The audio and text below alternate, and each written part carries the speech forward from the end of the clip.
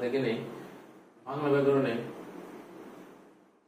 সন্ধি দিয়ে, সমাস দিয়ে, প্রত্যয় দিয়ে, উপসর্গ দিয়ে এবং শব্দ দ্বিত্বর মাধ্যমে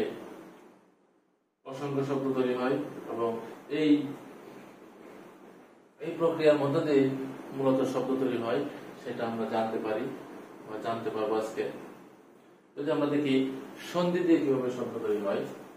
দেখি আমরা জানি সন্ধি মানে হচ্ছে সন্ধি শব্দের অর্থ হচ্ছে যে ধ্বনির মিলন অর্থাৎ এক বা একাধিক ধ্বনি মিলে নতুন শব্দ তৈরি হয়। আমরা যদি দেখি হিমযোগ অচল, হিমাচল, আবার যদি দেখি সুযোগ অল্প হয়ে গেল স্বল্প, আবার যদি দেখি শুভ যোগ ইচ্ছা হয়ে যায়